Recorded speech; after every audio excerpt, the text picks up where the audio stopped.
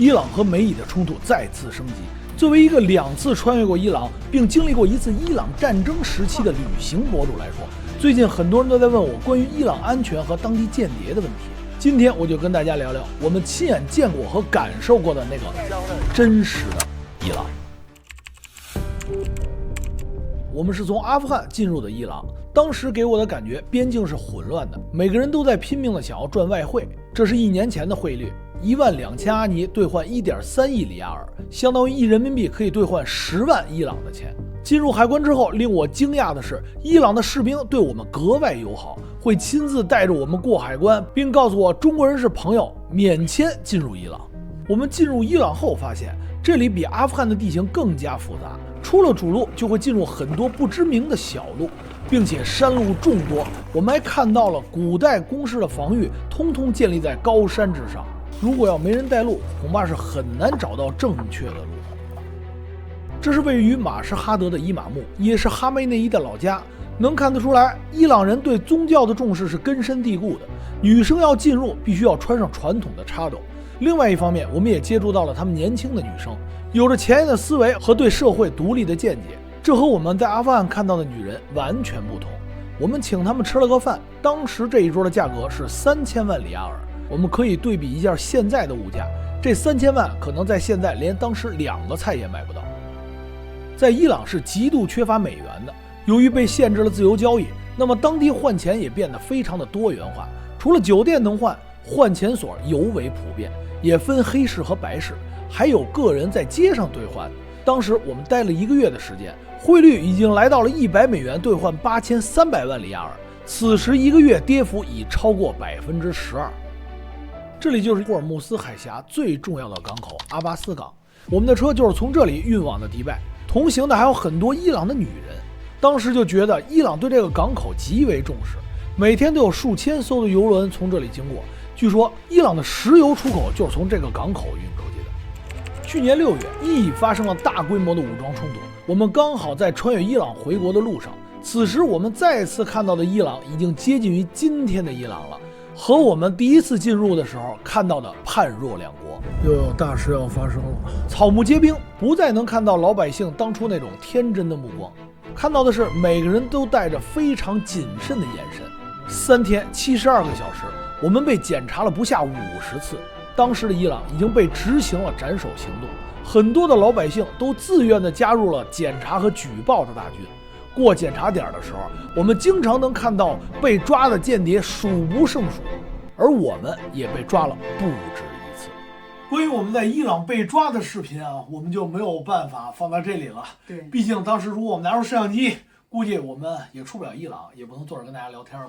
所以这次呢，我们就以这种形式跟大家讲述一下当时我们在伊朗发生的真实的情况。对，我们第1次被抓的时候，就是在第1天的晚上，是我们被检查了10几次以后，突然他们发现了我们的这个汽车是防弹的，对，他们就提出了质疑嘛，对吧？你为什么要开着这么一辆车来我们国家？好，你们别走了。我记得来了3拨人，然后当时全部拿着那个biu，对，然后就直接把我们抓到了一个小黑屋。他这个小黑屋啊，我发现什么呢？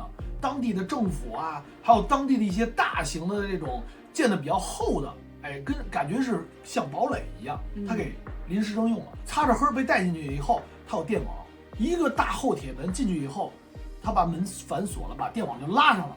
进入第2个铁门以后，有一个公开的一个小办公室，让我们进去了以后，我们没有坐的地方，让我们先站着，毕竟要先知道我们到底是干嘛的。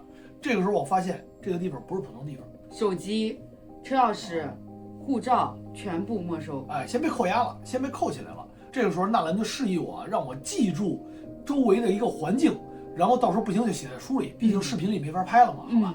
然后呢，我就记得非常清楚的是，我后边有2个牢房，一个大一个小。我当时的感受就是，我一边胃绞痛，一直绞痛，然后一边我就看着他那个电视，在灰暗的房间，那个电视是黑白的，当时电视里正在播对哈梅内伊的讲话，对，他在讲什么我们听不懂，但是一直在就是叉叉就是一直在播他的讲话。然后呢，他们就在不断的说，你们手机里有什么，你们拍了什么，你们来这是干什么的，你们为什么要来这儿，然后你们为什么要开这辆车来这儿。然后呢，纳兰这时候胃绞痛就不行了，我已经站不住了，他就在一个角落里坐了一个凳子上，然后就来了很多的他们这个当兵的，就把岳阳给围了。我就隐隐约约看到楼上不断的往下跑人，然后瞬间就把你围成一个圈，我都看不见你人了。是，我说得亏啊，咱说实话，得亏我跟他说，第一个我们是中国来的，我们是朋友，我们去了这么多国家，而且我来过伊朗，这是已经第2次了，来过伊朗。这时候他把大领导叫出来了，对，请我们进去喝茶，说你们是中国的，哎，中国哪儿的？来这儿干嘛了？哎，我们国家怎么样？你觉得我们的国家怎么样？还请我们喝了茶。对，这里边我还真是觉得啊，我们这个中国人的这个身份还真是救了我们。是被放了之后，我们已经变成了一个这个心里啊，就已经吓得不行了，对，害怕的不行了。对，因为有一个点，我们车上还有无人机。我们那个无人机藏的比较隐蔽，应该这么说，那无人机坏了，那无人机坏了，平时我们不用了，因为它已经坠毁了，在阿曼坠毁了。然后呢，但是这个时候我们心里已经害怕了，虽然我们不飞，我们也不用。我现在已经忘了这个事情了。对，到了酒店之后，已经凌晨1点左右。对，然后耀阳就在那儿哆嗦说。我们还有一个无人机，因为他第2次把我拉进去的时候，他问这个问题了。对，所以当时我突然想起来了，我说不行，我说无人机我必须得扔了。我就从酒店里啊，这个酒店啊，你外国人住就会非常的复杂，很多人监视着你啊。他们要报备。我晚上1点，我一个人回到车里，非常可疑，大家可以想想，非常可疑。我一个人下去了以后，里边那人就这么看着我，这人干嘛去了？我就把我的车上的东西我就给搬下来啊，假装我在找东西，啊，完了呢，我就掀开盖儿，一个不留神，咔，我就给拿出来了，在一塑料袋里。然后呢，我就开到了一个垃圾桶里，不是，我开到了一个垃圾桶旁边，我把车窗上摇一下，因为我那是防弹车，只能摇一半。我拿这飞机，我歘一扔，傻了，什么？他那个飞机掉进去是这事儿了，当啷当啷当啷当啷当，证明什么？垃圾桶里没东西，空的。哇塞，空的！我傻了，我一下车，当时我脑袋一想，嗡的一声。你要开车就跑呀！因为如果他就在我酒店门口25米，如果这儿发现无人机，第一时间别人一举报，就要查这酒店，查这酒店有没有可疑的人来着？昨天有2个外国人来，完了，肯定要带走检查。对。然后呢，我一看这个好，这深度，那个垃圾桶的深度到我肩膀这么深，如果这时候我翻进去，一个外国人可疑，开着一辆防弹车。翻到别人垃圾桶里，是人看到都会举报。所以当时那个时候就是我们，因为他很容易就把你直接当成间谍处理，我真的吓坏了。然后呢，我也没有任何垃圾能覆盖它，我觉得跑吧，只能听天由命了啊。然后我就又往前开了有500米，我下去准备把这个遥控手柄给扔了，但是我找不到垃圾桶。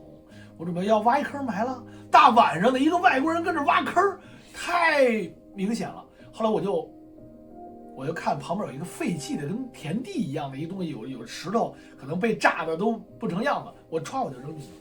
有2个天线我给撅折了嘛，我就扔到我们酒店对面了。等第2天的时候，第2天那天线被放在了一个石头上。然后这个时候我看到天线的时候，我脑汗下来了。我们正拿着准备拍穿越伊朗72小时火线第2天，警察来了，直接开着警车过来，咵窗上摇下来了。哇塞，我这个从脚后跟凉到我后脑勺。哟，说你们这儿干嘛呢？我说我们这儿拍个照啊，拍个视频回去啊。有需要帮忙的吗？啊，没有需要帮忙的啊。我当时还记得，我一脸懵，又紧张了。有事说话啊！你们是外国人，有事说话。还有，赶紧走啊！赶紧离开这儿，今天可能要被轰炸。嘿，马上！我真的是怕他有人举报说这是无人机，哇，你们知道那个时候我们每一个细胞都在放大。最近好多后台问我，还说能不能换伊朗的钱啊？能不能什么？因为当地的物价爆炸了，对吧？它的物价的贬值的不行。当时我们去的时候，我就发现他老百姓挣的少，但是东西卖的不便宜，除了汽油以外都不便宜。他们当时跟我们说，根本就没有办法活下去，对吧？租个房子1000块钱，现在更夸张了。给大家看看东西啊，这个可能快绝版了啊。哈梅内伊的，看没有？他们张上面都印的是，你看。哈梅内伊，这还有，这不是10块钱，这是10万，这是10万啊，这个就是100万，看没有？这是100万里亚尔啊，200万，对，这是200万里亚尔。有机会吧？有机会，我们也可以把它当做礼物啊，送给我们的粉丝，送给我们的粉丝朋友。对，这里还要说一个什么呢？就是其实我们在路上，我们有一些视频是没法发，对，或者说是不敢发。给自己造成很大的人身危险。对，也就是说，为什么有的时候我们在拍摄的时候，你们看到的视频的时候，我们大概率已经出了这个国家了。这些素材呢，我们会尽快整理出来，给大家做成视频，给大家发出来，让大家看看最真实的中东到底是什么样。在战争下，人民到底是怎么生活的？我们用我们的亲身经历来带大家看最真实的世界。